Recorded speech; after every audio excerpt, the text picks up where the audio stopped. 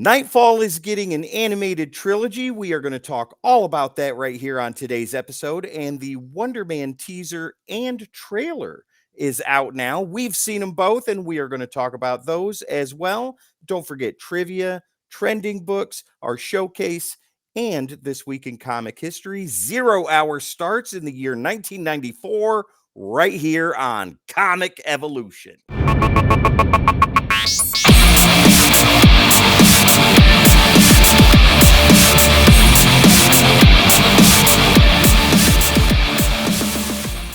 Hello, ladies and gentlemen. My name is Tim. This beautiful man over here is Wes, and this is Comic Evolution. We are very glad to have you here as Wes drinks from the chalice of awesomeness. Guys, if you like this type of content, please hit the like, share, and subscribe. We are at 245 subscribers right now, and we would love to get to that 250 mark and beyond. So spread the word, do the grassroots, tell your friends, let them know that this is the place to be for comic information and two beautiful faces. All right. We are also on Facebook, ladies and gentlemen. That information is right down below at Comic Evolution on Facebook, where you can tell kids to get off your lawn and enjoy comic books in peace. All right, Wes, we've got some trivia. Are you ready for multiple choice today? Oh, I get some multiple choice. Okay, you're going easy on me. I see. Yes. Okay, good. Well, so now it's even worse. If I get it wrong, it's even worse now since I have multiple choice. But yeah, I'm ready. Let's do it. I got a couple questions for you too. All right. You want to start us off this week? It's up to you. Okay. I'll start you off with an easy one. All right. True or false? Oh God. Alice Cooper was in a Marvel comic book. True. That is true. Now, for an extra point, I'm just inflating your ego. Right. For an extra point, do you know the name of the title? I do not. It is Marvel Premiere. Okay. Number 50. I just know I've seen. I'm picturing Alice Cooper. Yeah, I just couldn't remember that. Yeah. Yep, and that book actually holds some significant value too. Yeah, I bet it does. Yeah. All right. Wes, you got your first question right. It was a softball. That was a softball. Go ahead with your first. All right. I'll give you an easy one to start out as well. Okay.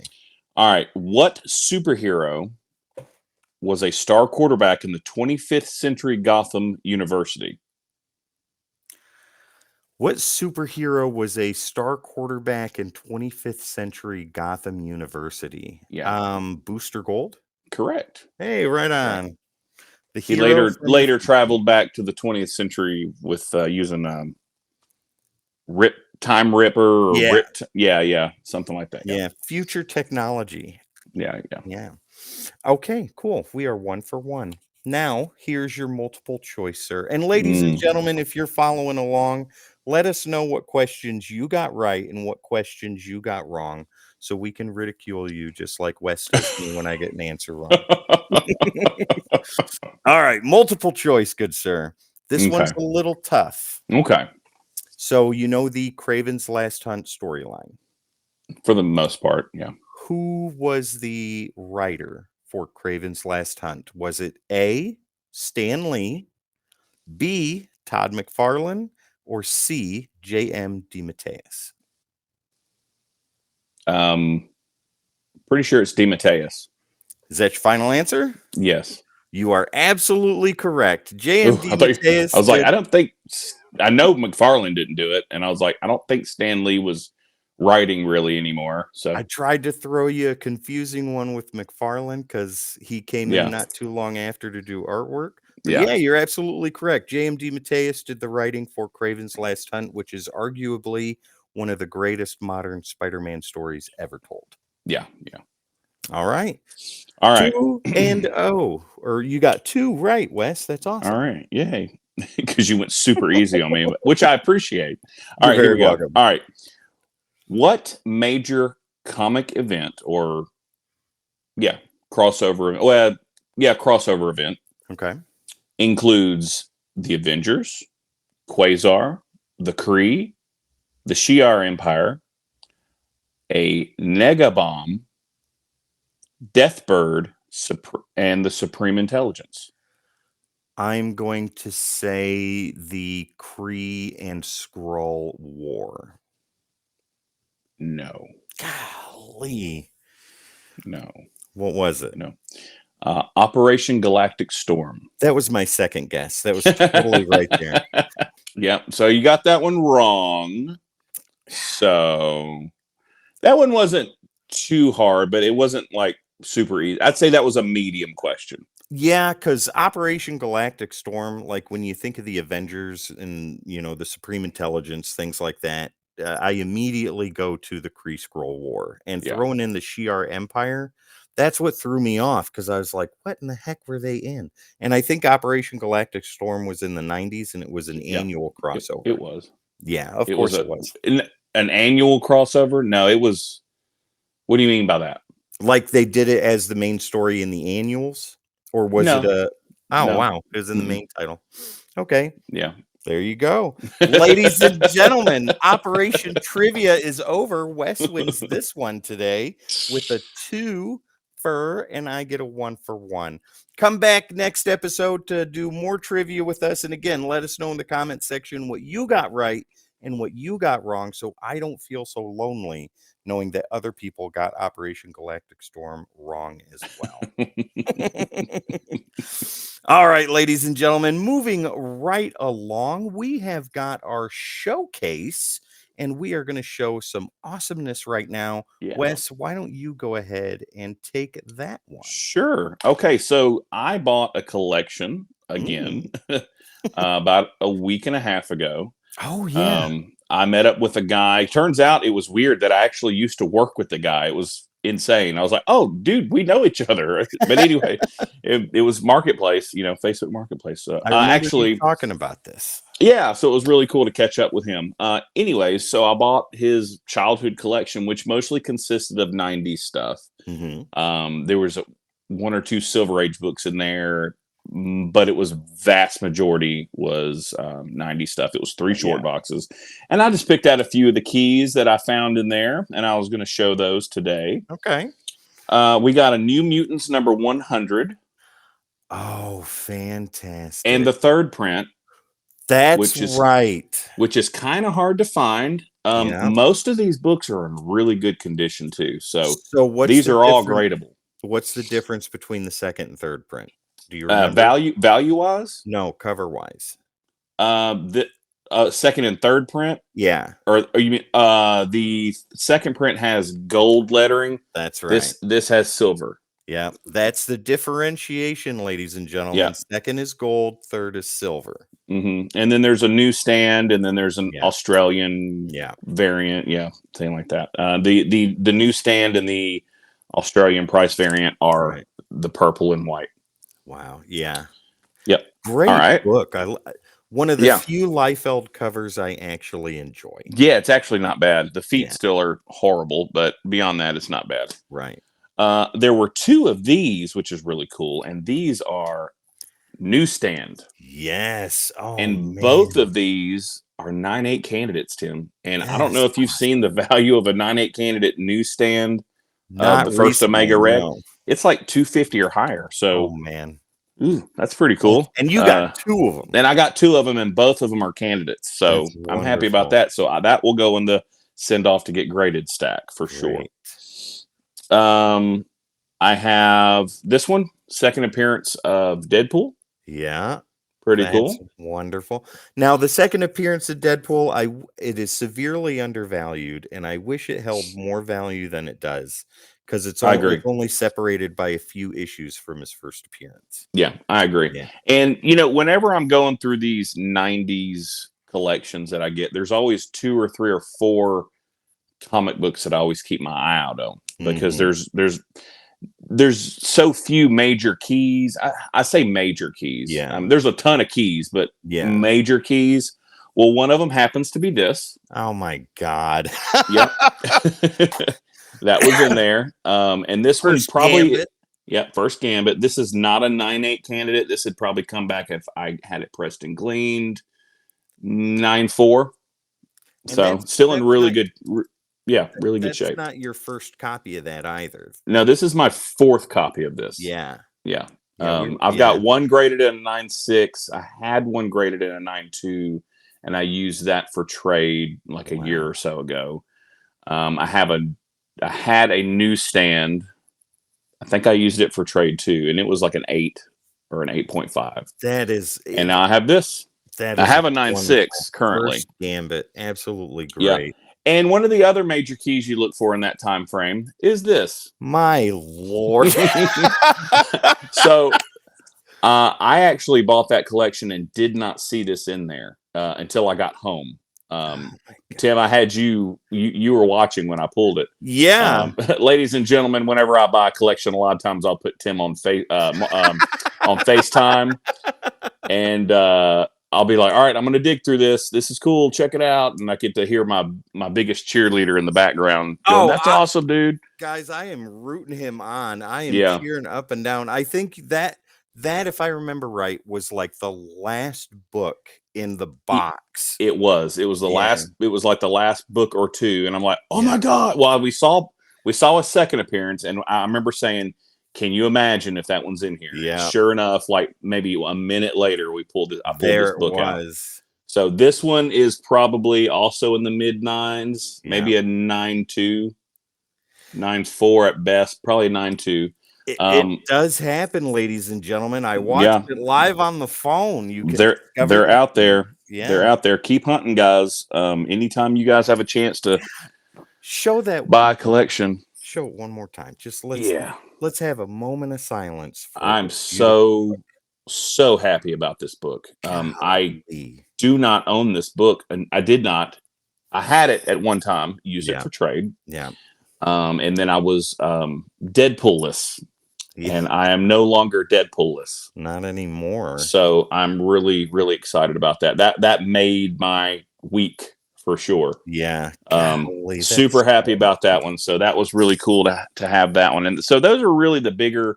Yeah. There's other minor keys mixed throughout because it's mostly 90s stuff. There's some cool books, cool variants, things like that. And but those were the ones that I wanted to show tonight. There you go. Ladies and gentlemen, if you stuck through trivia into Showcase, I hope you are as pleasantly surprised to see those books as I was to see them on live while he was digging through. Yeah. All right. So I don't have anything like that, but I've got some cool stuff nonetheless, ladies and gentlemen, and I want to show these to you. Excellent. So like you, Wes, I went and got a small bit of collection. It was a mixture of stuff. It was Pokemon and some Yu-Gi-Oh cards, a lot of cards, but there were some comic books in there too. A few of them were damaged. Like one of them had the 3-hole punch for a binder in it. Oh, that'll break your heart every time. It was a Thor book. I don't have it right offhand. I wish I did. But just looking at that, the guy was like, "Yeah, can I get $20 for that?" I was like, "No, absolutely not. That is not anymore. 1, 2, 3. Yeah, this is paperweight." But these were the books that I did get from him. They're not in near mint condition, but they're awesome, and I want to show these to you. Yes. So these are ones that most of them I'm going to keep in my collection. Others are going to be graded and sold. This is Amazing Spider-Man 152. Ooh, that's an early copy. I like it. One I did not have, and it's got my favorite villain, the Shocker, right there. I love that guy. This one here is a very early Avengers issue. Are you all right? Yeah, I'm okay. I'm sorry. Avengers 129 with Kang on the cover. Very nice. Very cool. Yeah, and this one's pretty solid. Yeah, it's nice, really good condition. It's just got a little bit of color rub there, but still very cool. Great Bronze Age book. Yeah, I like this that. was something I got in a different collection, but I wanted to show this for the sake of showing it and to let you guys know that a 9.8 for this holds some pretty good value. And that is Strawberry Shortcake #1. Oh, okay. Yeah, Star Comics. You know that, Wes. Any of the Star Comics books. They really do. It's crazy how they hold those. Yeah, they hold their value. Yeah, so don't pass on these guys. If you can find them for a good price, definitely pick them up. And if they're 9.8 candidates, get them graded. For the sake of Halloween, I wanted to show you this Tales from the Crypt. Very Not nice. an original. This is one of those reprints that we showed on Mm-hmm. Comic of the Day not too long ago. But there's that. This is one I also got in a collection that I bought. Tower of Shadows #5. Ooh, I like that. Is that not cool? I like that. Yeah, I've never it's seen that before. neither have I. It's a little beat up. There's a lot of spine stress here, and there is a big fold right here that goes right along Okay. the line. But the cover is What a good. cool The cover. colors pop. Yeah. But this one, so Wes, you've got the Addams Family #1. You got that in a collection a while ago. And Yeah. that surprised both of us with how much value it holds.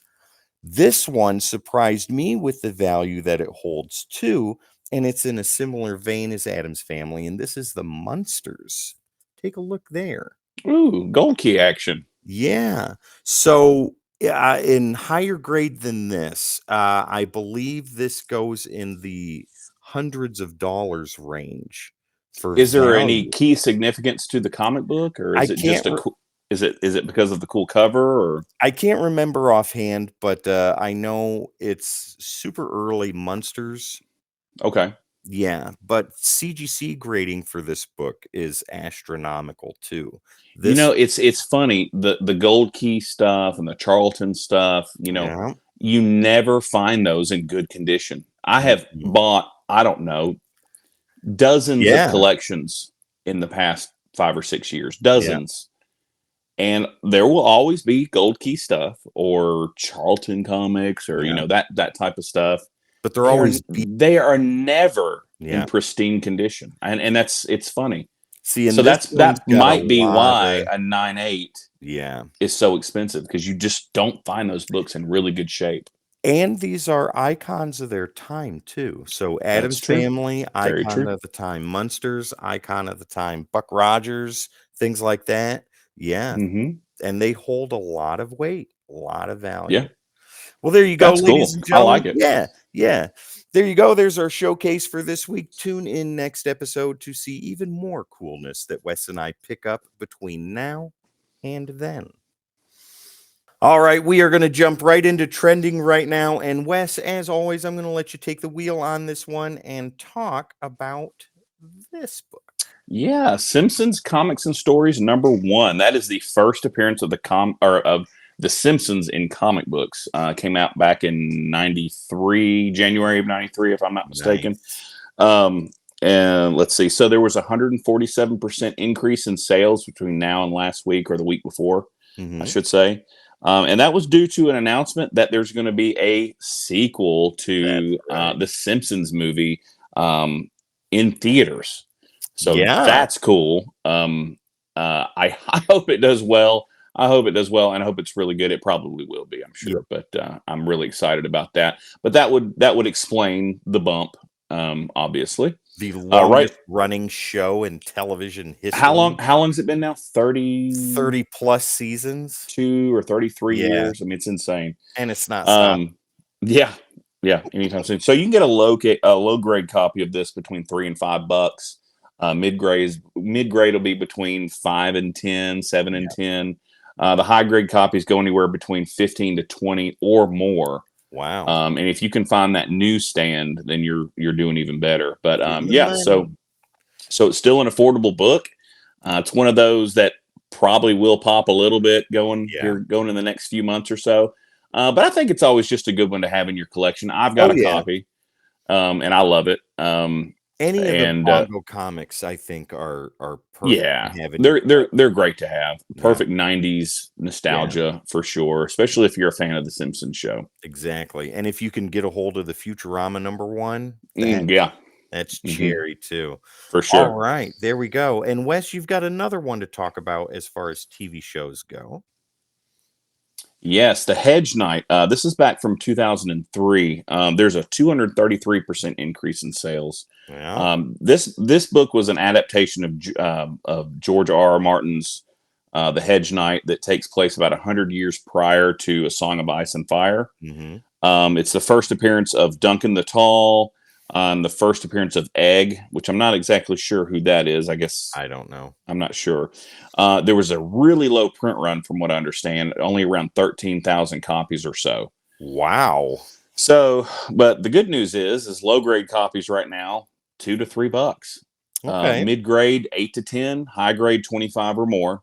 Yeah. Okay, this is one of those you might have to hit eBay to find. I doubt you'll find them in your dollar bins, and if you do, it's just you got lucky. Yeah.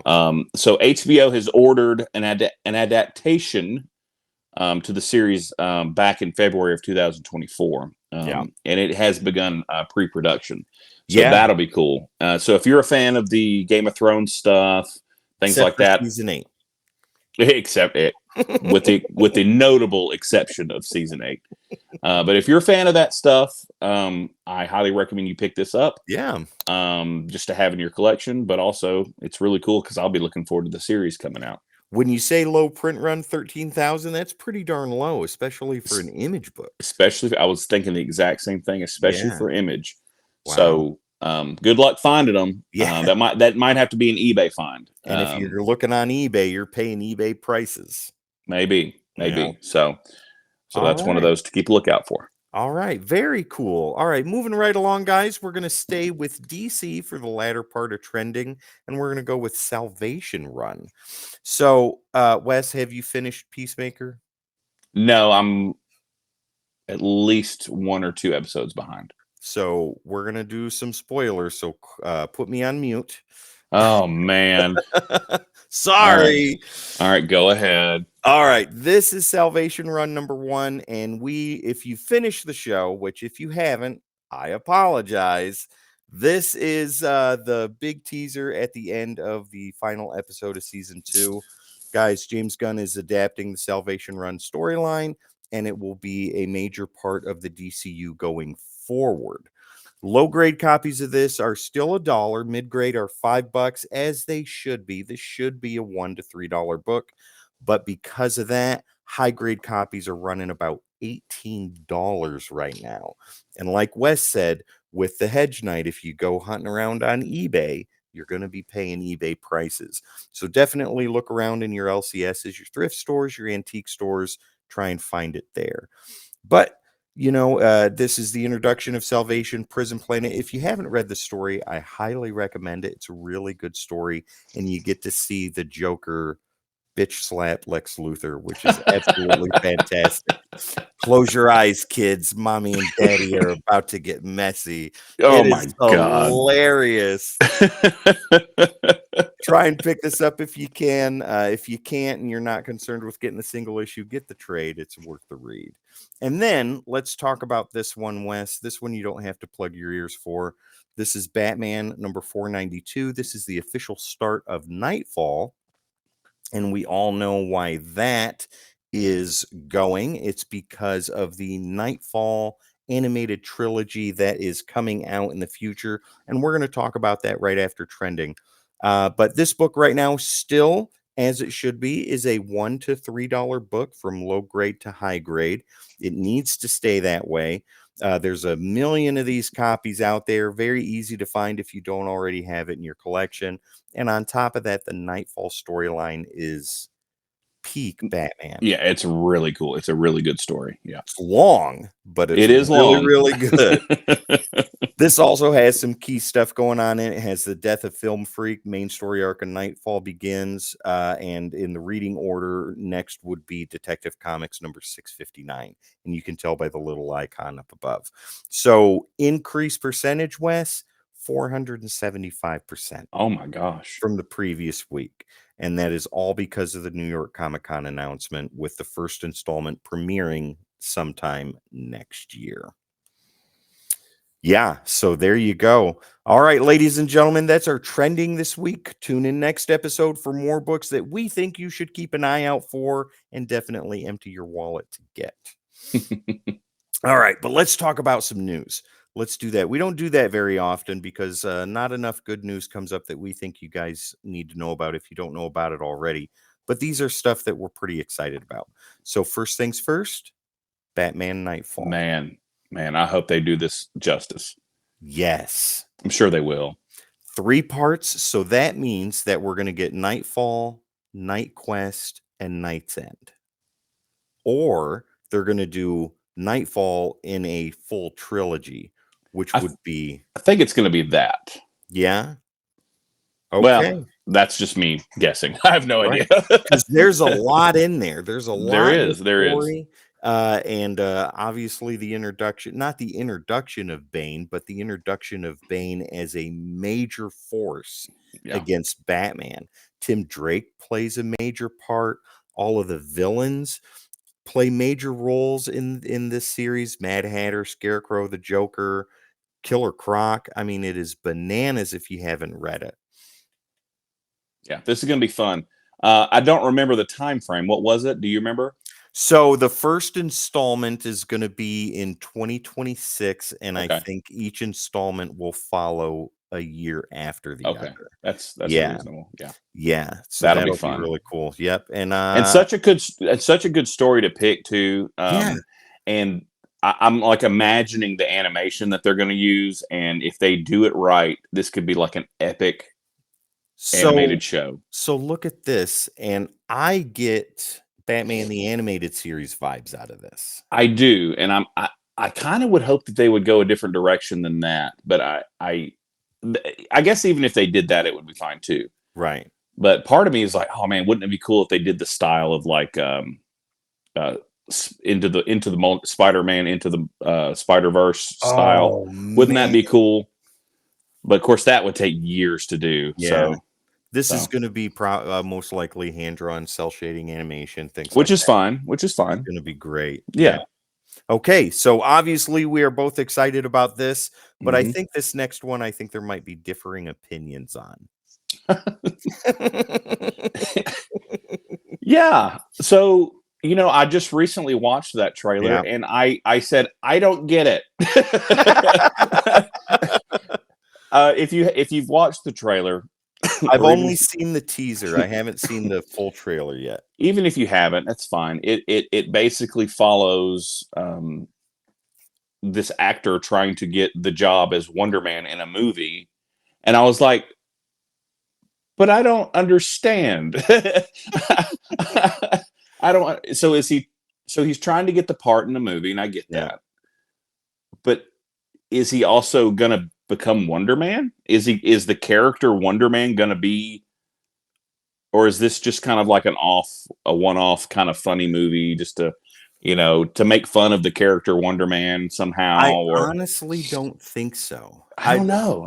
So, it gave no inclination that this guy was going to be a superhero. It gave no inclination that this guy had some kind of powers or was it anything. Anything. There are some cool cameo, or I wouldn't say cameos, but appearances from past Marvel characters to include the Mandarin. Yeah. And who else did you say?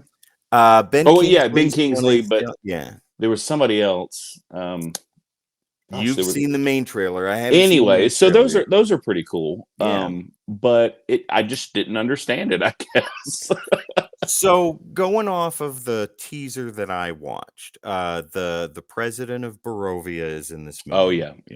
So that's great. I love that. I love that they're treating this, because Wonder Man is an actor, right? And that's a major part of his character. I love that they're taking that route, and it's all about making the movie Wonder Man. The throwback to the 60s Wonder Man was really cool to see there. It reminded me a little bit of Adam Strange from DC, who it looked very similar. I thought that was really cool. But beyond that, I don't have I don't have a really good concept of what the heck's going on. So I'm very curious. But the one thing I did like, though, was the official poster for the Wonder Man TV show is a magazine article that talks about superhero movie fatigue. And the caption reads, "Are people ready to move on?" That I thought was really cool, that they're poking fun at themselves. Yeah, a little bit. Yeah. So it remains to be seen what type of movie this is going to be, and if it's going to lead into him actually becoming a superhero. Yeah. Or if this is just kind of like a playful, tongue-in-cheek one kind of off. thing. Yeah. So I don't know. It's worth a watch. Hopefully, I guess when it comes out, but it'll be interesting for sure. You guys go watch the trailer and let us know what you think. And if you have any theories, plug them in on the comments. We'd love to hear about them and talk about it. 100%. All right, guys, that's our news for the week, and we are going to move on to the For what it's worth. there you go.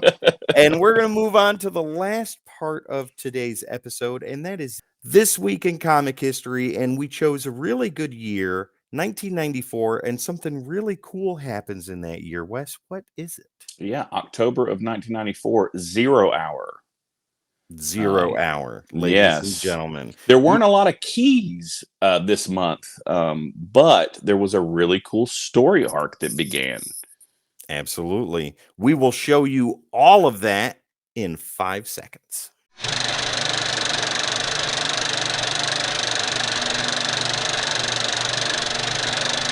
This Week in Comic History, 1994, 0 Hour begins. We've got some of those covers for you, and we got some other cool stuff too. As always, Wes came up with the list of the coolest books that came out this month in 1994. I chose 10 of those, and we're going to show you what they are right now. And let's go ahead and start with 0 Hour, Batman number 0.